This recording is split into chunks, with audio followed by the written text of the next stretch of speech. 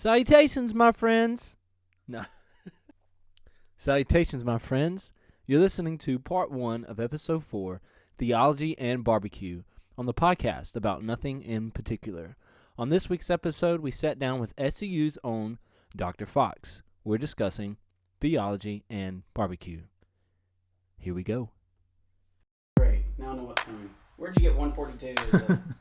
I just made it up. All right, here we go. Welcome to the podcast about nothing in particular. Bringing words from our mouth holes to your ear holes. On today's episode, we'll be talking about theology and barbecue. Our guest today is our friend, mentor, professor, Dr. Fox. Dr. Fox is a professor at Southwestern Christian University, the school Adam and I attended. He was certainly one of our favorite professors, and he has an IQ of 142. Whoop, whoop. Maybe that's not verified. Anyways, he's a genius in our eyes. And to top it all off, he is a prolific barbecuer.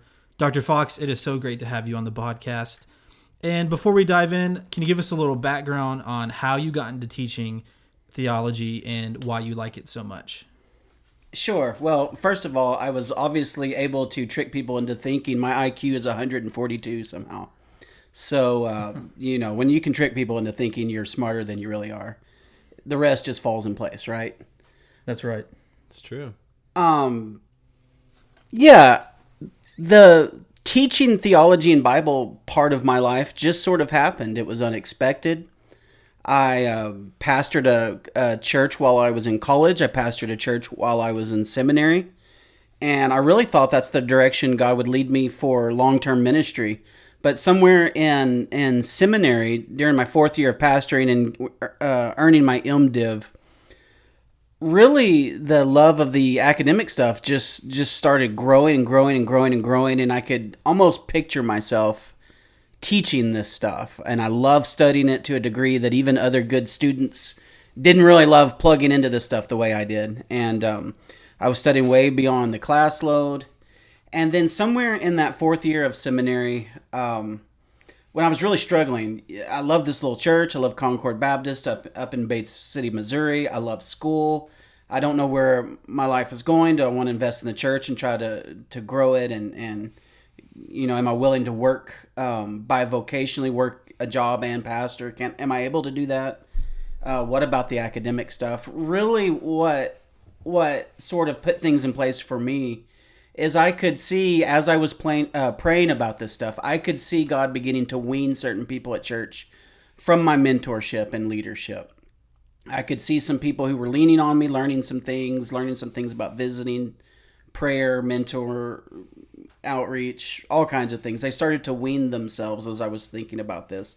And I really saw, I could visually see on a week-to-week basis my time there coming to an end. So I invested in PhD studies, went to TCU, and the rest is that's all she wrote, really. I got to teach while I was in doctoral studies. It really confirmed what I thought was a calling on my life. And I would say I got into this out of love for it and God just answering prayer and shaping my journey. That's awesome. So what made you, so you saw yourself doing ministry full time, although I would say teaching is ministry full time. Yes. So what got you into wanting to pursue a Master of Divinity? Yeah, great question. I was at college. Really every step of my journey, I always thought that was going to be the last step. So when I was at college at Williams Baptist College with my wife, with my first son was born at that time. We were married, both in school, working, pastoring. I really thought I would finish and invest in Old Walnut Ridge Baptist Church. The church loved me. They loved my wife. I felt like I could work in the area. And really, for whatever reason, I just pushed myself academically. It's a sickness. I just had to score well and do well and study. And it's hard to explain, but the church encouraged me to keep going with my studies. I told the church, I want to study more. And they were kind of like, yeah, we know that. You are definitely an academic. You need to go study more or you're going to regret it. And they were very supportive. I left on great terms. And I just prayed about it. My wife and I prayed about it. We visited a few schools, and we ended up moving up to Kansas City, Missouri, to go to Midwestern Seminary. And it was just through prayer and dedication and a love for study. And I felt like I had a lot of areas I still needed to grow in. I feel like college only got me started, if that makes sense. Mm-hmm. Yeah, I definitely understand. So how long were you pastoring that church? 3 years. 3 years in college. So I kind of did things in a weird way. I did college in 3 years. So I blew through a 4-year degree in 3 years. Then I went up to Kansas City and did a 3-year MDiv in 4 years. So I stretched that one out an extra year. So things balanced out. I can't quite explain that. But that's just kind of how it worked out. I did 3 years at Old Walnut Ridge. It was part-time. All I did was preach and visit. And then I did a little more than that up at Concord Baptist in Missouri.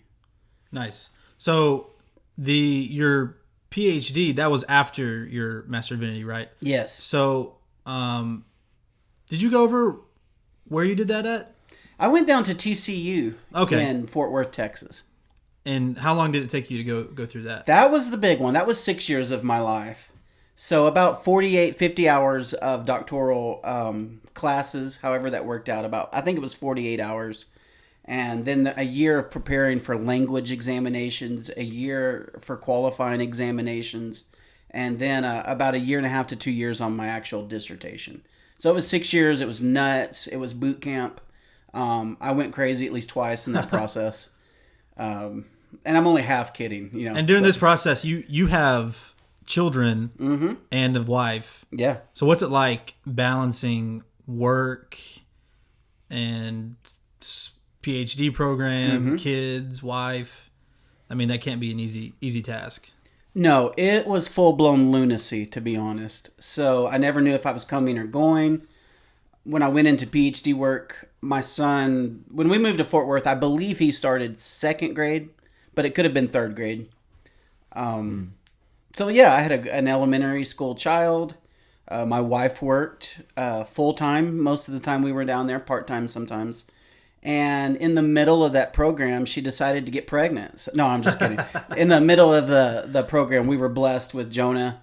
Complete surprise, but awesome. But wow. It was, we were already drowning and juggling, and then, God handed us a baby. So. And on top of that, you were getting a master's in barbecue. Yeah. Yeah, the barbecue. That's always been an escape for me, a hobby. And it's helped me keep my sanity. And I recommend something for everyone that wants to go on and do ministry, advanced study, or just at a time in your life when you're really having to button down the hatches. Right. So I don't want to get too heavy too soon, but this is one thing I wanted to cover since we're on the PhD topic. Sure. During your so when I took the Major Prophets class, yes, which is one of my favorite classes, thank you, all time. You told a story about basically God protecting you when you were in your PhD program. Absolutely. And it's one of the stories that I've tried to retell others, but I have never been able to do justice. So I for sure wanted to ask you about that. That way you can share the story. Because it was really prolific story that you shared. So would you mind sharing that story? Absolutely. I'll leave out some names, but... Yeah, totally fine. I went to a couple conservative schools before PhD work. So, no surprise. I'm a pretty, the Bible is the Word of God. The traditional doctrines of the church. I'm a pretty conservative guy. What was the name of the school so we can search I went to up? Williams Baptist College, a great little evangelical school in Northeast Arkansas. Yeah. I went to Midwestern Baptist Theological Seminary in Kansas City, Missouri. Again, Southern Baptist, conservative, fiery scholarship. The type of school where you're studying the original languages on one day and then going out with the evangelism teams on the next day. That kind of stuff. Oh, that's cool. Oh, yeah, it was great. And then I almost wonder sometimes if TCU, when I applied there and got in, I wonder if they really knew what they were getting. Because when I got accepted and I started going to classes that summer of 2008, it quickly came to my attention that I was the only conservative believer in the whole school, the divinity school, Bright Divinity School there at TCU. Really? Yes, absolutely. And in my time there was only one other that I knew of. No teachers were conservative or evangelicals. Most teachers there, They were just skeptics, or they were agnostics? I would say my primary Old Testament teacher that was the main person who accepted me into the program, the PhD program in Old Testament, or Hebrew Bible and early Jewish literature is what it's called at Bright Divinity School at TCU. But the person who accepted me into the program, he would just tell you, I don't believe any of this bleep. He would, one time I asked him, about his theological views, and he looked at me and then just sort of looked up at the heavens and raised his middle finger up and flipped off the sky. We're sitting in the classroom, but flipped off the heavens and looked at me and said, "What do you think about that? Does that answer your question?" Wow. Yeah. So what a great guy. Yeah, great guy, right? So it was completely out of my comfort zone, but it was so extreme that I almost couldn't get mad about it. It was like watching a cartoon some days. That's funny. But to answer your question about the story, there came a time when the two Hebrew Bible professors there, they just came to loathe me. They were looking for anything that they could to be mad about when it came to me. For instance, one professor, I wrote a paper on Lady Wisdom and Dame Folly in Proverbs, right? So the church has been calling, how Proverbs takes wisdom and turns it into a lady and says, she says this, right? Yeah. She invites you into the city, all this kind of cool stuff, cool imagery. The church has been calling her Lady Wisdom for like 1,000 years, right? No problem. Right. So I write a paper on that. All the books call her Lady Wisdom, and they talk about Folly, the other voice, Dame Folly, Lady Wisdom, Dame Folly. So I turned in a big project. I don't remember the thrust of the paper, but the professor I'm thinking of called me into her office and said, "We have a problem. You're a racist." And so I was like, "Oh my goodness!" Oh, racist. Yeah, racist. Not a sexist. A racist. Not a sexist, but a racist. Oh, so it turned out that this paper was insensitive for calling one of the figures lady and the other dame. And she explained to me how the terminology I had chosen for the paper was a power position on my part to dominate females. And she expressed some concern about having to protect females in the program from me. How is that racist?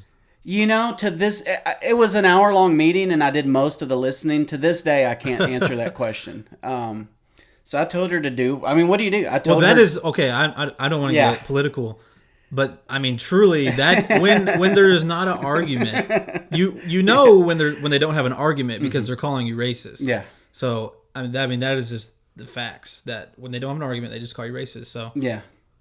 I mean, it makes sense to obviously people who are more conservative or understand those types of things. But yes. Anyways, yeah, go on. Yeah, so I don't know. I can't answer how that's racist to this day, even though I did a lot of listening on that. But that was the kind of environment I was in, and I feel like I need to tell you that as I get into this story. Sure. The main person who I say main person because it's a PhD program, a committee of some kind accepts students into the program, but individuals want certain students to work with them. So the guy who wanted me in, the main person responsible for accepting me, I think he didn't do his due diligence in really looking at who I was, because he was surprised that I was a committed believer to the degree that I am. Right. And we had a lot of conversations about that. For my fellow students, I was kind of a novelty. They were like poking and prodding in a nice way, but I felt like a zoo animal, you know? Like they're throwing me peanuts to see how I respond, is he doing what the encyclopedia says he does, kind of thing. But all kidding aside, my main supervisor, we had a lot of discussions, and he came to loathe me in a way that made everyone uncomfortable. And so being his the person he let in, I was his grad or post-grad assistant, whatever you want to call that. And instead of having me do academic work or merely academic work, he would have me over to his house to pull weeds out of his garden. I fixed holes in his roof. He had a wild hair that he wanted a sauna in his house. So I have a blue collar background. I've done all this stuff, but I had to check out books from the library and learn how to build a sauna in his house. Fortunately, it was TCU, so we had an engineering library. But still, this is for like $1,000 stipend a semester, and I'm basically remodeling his house. And then on top of that, I'm still writing all his syllabi. He had me leading a lot of the teaching and discussions in his classes instead of just participating. And so a lot of my I say colleagues, a lot of my peers, fellow students, they were really uncomfortable. They felt sorry for me. Everyone could see this. And the time came where I finally, two and a half years into the program, I finally rebuffed him on something. He wanted me to build a fence. His fence was rotting, falling apart around his yard, and he wanted me to tear it down and build a complete new one. Wow, it's insane. Yeah, and so when I finally said no to that, he lost his mind over it. He was angry. He said, "I don't belong in the program." He wrote a lot of letters to administrators explaining why I needed to be kicked out of the program, how I wasn't doing my duty, how I never showed up for academic work, and I could keep going on about that. But to make a long story short, enough people knew what the real deal was. They complained. They spoke up on my behalf. And he kind of got slapped on the wrist a little bit about that. And the school had to protect me from him a little bit. And this is 2.5 years in the program. And the person who wanted me in the program no longer wanted me in the program, right? And then the other Old Testament / Hebrew Bible professor thought I was a racist. For reasons I still cannot quite It's probably because you have red hair. Yeah, it's the red hair thing, Norwegian roots somewhere. Gotta be a racist, right? So I didn't know what I was going to do. I almost hung it up. I literally almost hung it up. And I prayed. And my supervisor, he was going out of the country. He called me into his office. And so I went against my better judgment. I went and sat, and he told me, he said, "Michael, I want you to know your career's over before it's even started. It's done." Wow. It's like, I got to go to China. I'm going to give some lectures and blah, blah, blah. But when I get back, you better believe my number one goal is to kill your career. And that's word for word? Ish. It was a little longer than that. But those are some words he used. Wow. For sure. And so I was ready to hang it up. I was about to stroke out on the spot when we were talking. And I went home and I was literally about to hang it up. And a couple days later, the institution sent a mass email to everyone. And this professor, somewhere around the touchdown point of his plane reaching China, he lost his mind. And he had to be med-flighted back to the States and put into some emergency care, 24 hours surveillance kind of situation. And he's passed away now, but he literally lost his mind, and it frightened me to death. The whole incident just terrified me, because I was sure that God had intervened on my behalf, and it didn't make me pump my fist. It didn't make me spike a football in the end zone. It absolutely terrified me. And you know how there are things that happen in our Christian lives that we can't explain, we just know.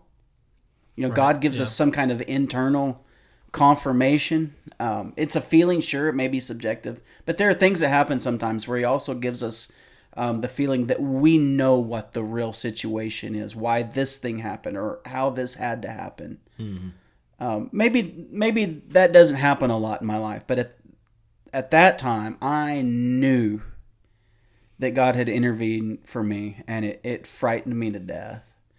And then from that time, a man named David Gunn became my supervisor, my new supervisor. He decided to take over my dissertation, to help me, through the process there.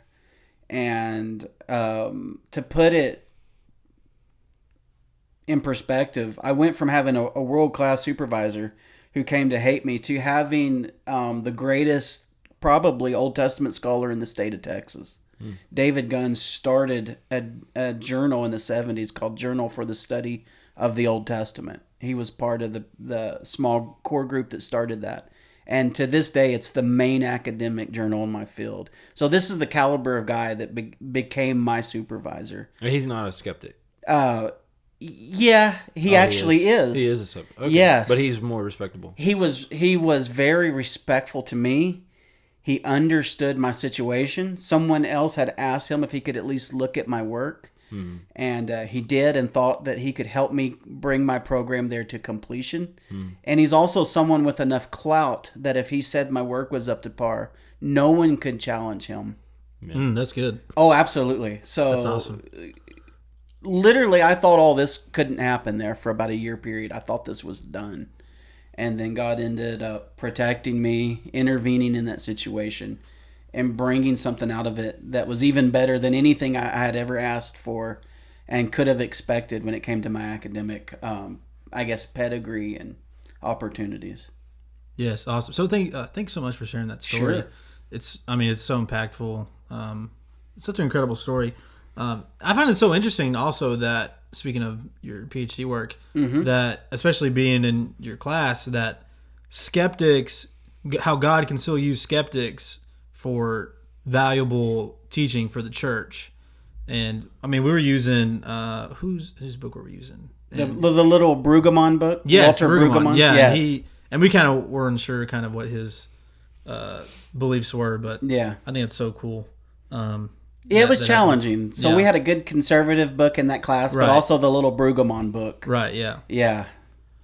Cool deal. So now you're a professor at Southwestern Christian Yes. University. This is your third year? Absolutely. Started year 3 this semester. And how do you like living in Oklahoma as well as being a professor here at Southwestern? Yeah, it's been really great, honestly. I love the area. I love my church, the Vine Community Church. Give them a little shout out. But the Vine Community Church. Go to Vine Community Church if you're hearing this. Absolutely. Great preaching. Do great they outreach. have a handle that you can plug? We can put them in if they have anything, we can find it, put it in the show notes. So Like at the Vine Community Church? Or Yeah, I don't remember what the Facebook and Twitter is and all that, but Okay. it might be at the Vine CC, something like that. Okay. Where are they located? On Western Avenue. Western Avenue. Oh, nice. Yeah. So Western's we're a down. nice area. Oh, it is. I think the area is called Crown Heights. Oh, wait. I think I might have seen it. Yeah, we are. Is it near like that pizza place? Yeah, there's a place called the Wedge. Oh, is it that Oh, one yeah. on the corner? Is it that church on the corner? No, we're just we're like a few blocks south of that. Oh, okay. Yeah, and south of another great joint. What is the Drum Room? Oh, the drum room is good. Chicken and waffles, Very baby. good place. Oh, it's wonderful. So we are in a great food location. But That is good. But yeah, we love our church. I have a heart for the city. I want to see this city on fire for the Lord. I want to see the churches wake up. Oklahoma has been good to us. The school has been amazing. God has given me some favor with students that I never would have guessed in a million years. I don't understand to this day why so many students from so many places and social locations seem to respond well to me. And to interpret that for the laity, I don't understand why it's more than just white students who like me. You get what I'm saying? Yeah, sure. It surprises me that students from diverse backgrounds show me respect, show me appreciation. They really learn from me. They hear me, and they're willing to give me a hearing in the classroom, outside the classroom. So it's been better than I thought it could have been. And I knew it was going to be great when I came over. I knew it. But it's been better than that. It's the red beard. Yeah. It's the Mad respect for the beard, right? the dark side and the light side pulls in two The different annoying sides. plus red beard. There you go. Yeah. So, I listened to this podcast. I don't remember who it was. I can't remember who it was. I'll add it in the show notes. That's like the go-to answer. Oh, I don't know on the spot. Yeah. Add it in the show notes. Anyway, What a time to be alive, right? I'll add that later. Yeah, exactly. So I was listening to this podcast. This guy was talking about how he doesn't believe in the rapture, but he believes in the second coming of Christ, and that the rapture doctrine is only about 140 something years old. So, you being a theologian, I would just like to hear basically your perspective on that, and what you think about that. Sure. Because it was kind of the way he presented it, it didn't seem like it was so rock the boat to me. It actually seemed kind of reasonable and plausible. Yeah. And made a lot more, it actually made quite a bit of sense. So if you're listening to this podcast, go take a listen. Maybe consider it, maybe not. I don't know. I'm still up in the air about that. But it seems a lot like for the church that Revelations and eschatology, it's just so out there and so unbelievably difficult. And on a really relatively new doctrine for the church. So yes, because I personally thought that I didn't know really where it came from. I thought maybe the church fathers or something. So I'd love to hear your perspective and take on that. Sure. Yeah. So what you're describing, or the way you described it, it sounds like the guy is mostly right in his time frame. So the church has always believed Christ is coming back, right? Right, yes. And then places like 1st and 2nd Thessalonians and Revelation, they seem to give indication that he'll visibly appear, and the saints who are here and the saints who have departed will all meet together in the air, right? So right, yeah. So in some sense, if that's the rapture, then that is in the texts and stuff like that. But what he's describing, it sounds to me like he was addressing the pre-tribulation double rapture, secret rapture kind of thing that did start in the 1800s. The idea that the church isn't going to go through any of the tribulation or persecution of the end days. Do you know the name of the guy that coined the term? There are a few. There's Darby is one of them. Darby. Yeah, okay. In the 1800s. Yeah, that's what he was talking about. That yeah, absolutely.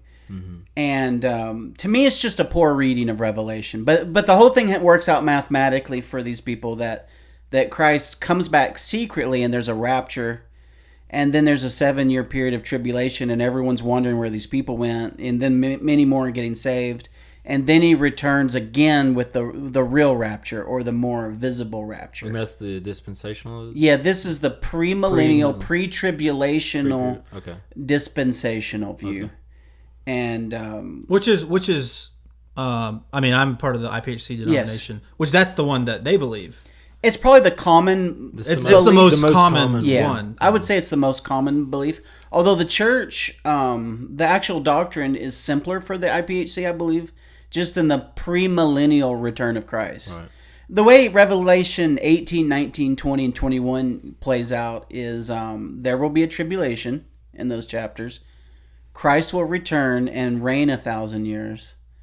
And then there will be one last gasp, if you will, for Satan. And he'll try to challenge one last time, but be thrown down. And then Satan and hell, or Hades or whatever, and death will be cast into the lake of fire forever and ever and ever and ever to be tormented. And then the new heavens and new earth and new Jerusalem unfold. So it's real simple. Right. Christ will come, reign 1,000 years, defeat hell and death and sin, and then everything will be back the way it should be, right? Yeah. So that is just premillennial eschatology, that Christ will come before he reigns 1,000 years. And that, I believe, is the official doctrine of the IPHC. Right. However, Wait, I thought they had that the rapture happens, and then the Christians go flying in the sky, and then you know what I'm saying, and then all you're that saying other maybe stuff. the pre-tribulational double rapture thing is actually part of their doctrine. I thought it was, because when I took eschatology, that they taught that. I don't. It's a comment. I don't know if it's in the in the books, in the statements down. of faith and whatever. I don't know if that is, but it is. It's definitely the most common belief among all evangelicals, right? I think, in this and country. Then because another point that this guy pointed out is that it's actually it seems more sinister because you basically see Jesus after the rapture, just like, I mean, killing people left and right, destroying things and all this stuff, and it's very like doom and gloom type stuff. But the way you described it and the way he, I guess, described it is there's more room for grace and for opportunities for people to come to Christ. So, yeah, and I understand. Like when I talk to people, and I've lived all over now, 4 states, lots of institutions, talked to a lot of pastors and Bible teachers, but people who hold to a pre-tribulational sort of double rapture view, what they want, what always comes out is they want an end times where the church doesn't have to suffer. And I don't think that fits the context of Revelation, if that makes sense. Yeah. It was written at a time of persecution.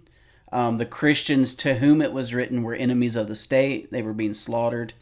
And so all that stuff gets addressed in the book while looking through history to the end of time to show them this is how it's always going to play out in our day, first century, and at the end of time, in a great tribulation. This is how it's going to play out. We're enemies of this world. And so I think that key motivation of wanting us to be in the world and not suffer or be persecuted, I think that is fundamentally flawed. It doesn't match the text or New Testament theology in general. right. One man's perspective on that. Yeah, I used to have that view. I did I too. used to hold that view. Yeah, I mean, my mom bought me all these when we became Christians. Yes. Sorry to cut you off, but when we became Christians, my mom bought me all these Rapture DVDs, and I mean, I was scared 24/7. Yes, I I've been there, literally brother. thought, I was like, oh, was I in like 5th grade or something? And I was like, I'm never going to graduate high school. I literally thought I was never going to graduate high school because the rapture was going to happen. My mom said, I remember for a year she would say, I don't think you're going to make it to be 16. The Lord's going to come back. Yes. And yeah, so I think I sat down with you and also Professor Young at different times, and you guys kind of explained what is, I guess, the historical view.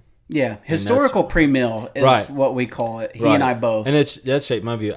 To go back to what I think the majority of people who hold this view, they see it, or how I used to see it, as God's not going to keep me here to punish me also with the world in the tribulation. That just doesn't seem like God. But it's more like you're here to work through it, I guess. I don't know. That's what I used to think also. Yeah, and me too. I've been there. And I want to be clear, though, even though I have landed on the view that just historical pre-mill, the simple premillennial view that the church has always, not always, but predominantly held to throughout church history. Yeah. I just want to say that I'm still open about this stuff. I'm not very dogmatic. The key thing... it's hard to be objective with Revelation. Yeah, it is. Yeah. The key thing is to believe Christ is coming back, right? I mean, I've known so many people now who, especially at TCU, who don't believe that, right? People who teach the word for a living, who have their ordination credentials with somebody out there, and they don't believe he's literally coming back.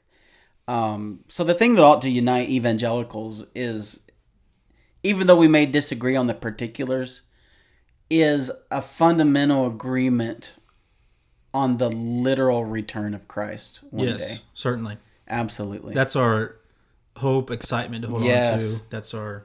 It ought to keep us on the same page. It ought to keep various groups doing... That and the dead in Christ rising. Yes. And I think that is also key. And barbecue cookouts. Absolutely. That's actually a good transition because we posted on Instagram that people would ask questions. And Jacob Spencer asked, can you explain the connection between a slow pork butt roast and the book of Revelation? Sure, absolutely. Oh, that's not hard at all, actually. So he threw me a softball. He just doesn't know it.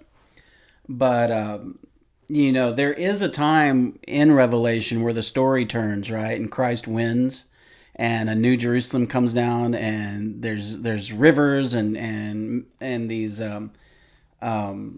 what's the word? I teach Bible, not science, but I'm thinking mineral, like gemstones and all this stuff. Right. Geodes and Yeah, geodes. Yeah, Geodes. yeah, all these things. The New Jerusalem and all the stones and all the luminaries are not needed anymore because God's lighting the universe with His right. glory. Yeah. So barbecue, and when you start talking pulled pork, that's a little taste of what's to come, right? Yeah. Because when I dig into a good pulled pork sandwich with coleslaw on it, I look forward to heaven. So that's a softball question. no one ever looks forward to getting full, right? They look forward to the taste. Absolutely. I mean, yeah. unless you're starving, I'm sure you want to be full, but you can eat with no consequences. Yeah, that would be great. But when do we stop? If we just can keep eating, where do we stop? Yeah.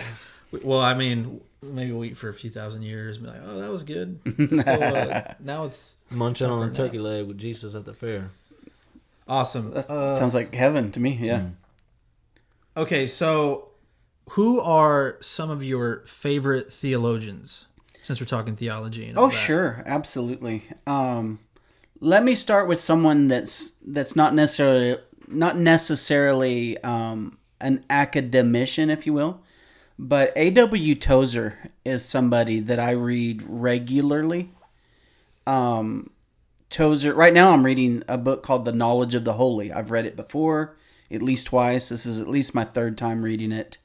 But I bought a little 3-in-1 collection. I spent a little mad money on it, but it has the knowledge of the holy, the pursuit of God, and God's pursuit of man. But Tozer, he wrote in the early part of the 20th century, the early 1900s, addressing really mediocre and lukewarm Christianity in his day. And it's amazing how relevant those words of his still are. So Tozer, not only is he a great thinker and a doctrinally sound writer, he's a very poetical writer. So he has a lot of artistry. I don't know if you guys have read any Tozer, but I highly recommend him. He Just challenges whatever you me. retweet on Twitter. Yeah, okay, yeah. You can tell what I'm reading right now, right? All the Tozer tweets. Yeah. But so he challenges me, and stirs me up, Yeah. to put it bluntly. If he were still alive, in one statement, what do you think he would say to the current church? Oh, that's great. I think he would be upset that we have large churches with big influence and an actual audience that wants to hear them, and they don't make much of God. They seem to sometimes be about everything but God. In their messages, in their outreach, outreach in quotes. But now that's not to speak of every big church. Sure, right. Or even not to say every little church is a little, whole of orthodoxy that's fiery evangelism. Not at all. At least the ones that eyes are Yeah. rest upon. Yeah, I think In the he public would eye. have a prophetic voice about the fact that oftentimes pockets of Christianity are a mile wide and an inch deep. He would have a hard time with that. That's profound. Yeah. This is one you gotta soak in. Listeners, just soak that in. Take that to heart. That's so good. So who are some other theologians that Sure. you There's really an like? evangelical. He's from Britain. His name is Chris Wright. Wright. Christopher J.H. Wright, I believe, is his publishing name, but Chris Wright. Chris, his theology is what I would call missional theology. So he sees mission as the thread that holds together the larger biblical story. He would say the Old and New Testament are held together by God's story of redemption. I think those are words that he would endorse. Whether he puts it that way or not, I think he would be fine with that characterization. But he has a book, and I have it on my shelf if I can turn and see it. Yeah, The Mission of God.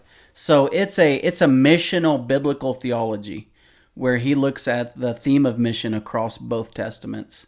So that's been an enormous influence on me. It shows up in all my classes. It shows it's showing up in Pentateuch this very semester. Looking at God's mission in the first 5 books, the Abrahamic covenant, Israel's identity as a nation of priests, their role to be a light to the nations. It just pervades everything I teach now. And in a good way, it colors the way I read the Bible every time. I look for God's missional activity in books like Jonah or Ruth or Chronicles, right? So he's a guy I recommend to anyone. And that's Chris Wright. Chris Wright? And is he a contemporary? He's he's right still now. writing. Nice. Yeah, he, I forget his post, what it's called, where he works, but he took over the role that John Stott used to have over in England. And John Stott was a very respected pastor theologian, somebody that could set the pulpit on fire and love the people that God put under him, but also study and write at a very deep level. For the church and for scholarship. So he's certainly carrying on that tradition well and setting the bar high for guys like myself who want to impact the church and want to study academically still and make those kind of contributions. He's setting the bar high as far as keeping evangelical fire lit academically and for the church. What a great guy. Thankful for him. Amen. Thanks for listening to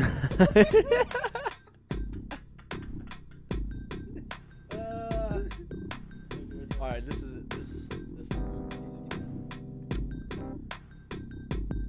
Thanks for listening to part 1 of Theology and Barbecue on the podcast about nothing in particular. Tune in next week to hear part 2. Here's a snippet from next week's episode. Just on evangelicalism. In my life, let me even narrow it down. In the last 10 years, I've seen that word change its meaning. When I fell in love with the word evangelical, I fell in love with a tradition in Christianity of people who have a high view of Scripture, who have evangelistic fire, who feel who have the ability to study the Scripture both devotionally and academically, right? Yeah. And then who believe that you get to put it in the basest, most simple way possible. Who people who believe that you get saved through Jesus, right? Exclusively through Jesus. Yeah. That's the terminology for evangelical that I fell in love with.